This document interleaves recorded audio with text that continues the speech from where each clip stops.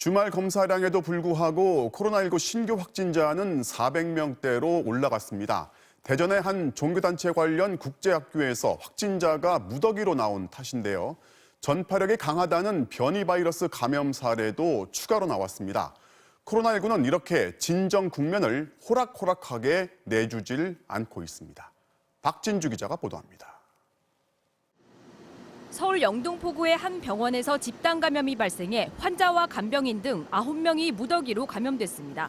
감염된 환자와 공용 화장실을 함께 사용한 게 확산의 원인이었습니다. 확진자가 입원했던 병동의 다인실은 화장실을 공용 사용하여 다른 병실 환자와 접촉 가능성이 있는 것으로 확인되었습니다.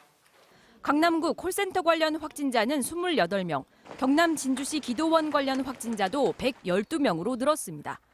코로나19 신규 확진자는 437명, 검사 건수가 줄어든 휴일의 영향으로 300명대 초반까지 줄 것으로 예상됐지만 대전의 종교단체 관련 비인가 IEM 국제학교에서 127명의 확진자가 쏟아지면서 다시 400명대로 올라선 겁니다. 일상에서 방심한 틈을 비집고 대규모 집단 감염을 초래하고 그간의 국민 여러분의 고통과 희생을 헛된 것으로 만들 수 있습니다. 변이 바이러스 감염자도 국내에서 9명이 추가로 확인돼 모두 27명으로 늘었습니다.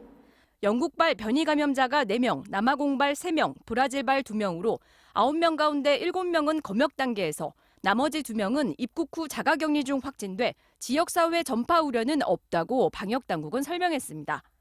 하지만 설 연휴를 앞두고 변이 바이러스가 위험 요소로 떠오르고 있습니다.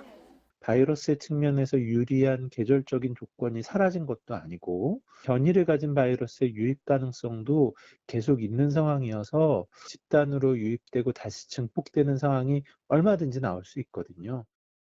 방역당국은 이번 주 안으로 다음 달부터 적용될 새로운 거리 두기 단계를 발표할 예정인데 설 연휴 기간 5인 이상 모임 금지를 포함한 단계 완화에 대해선 고민을 거듭하고 있습니다. MBC 뉴스 박진주입니다.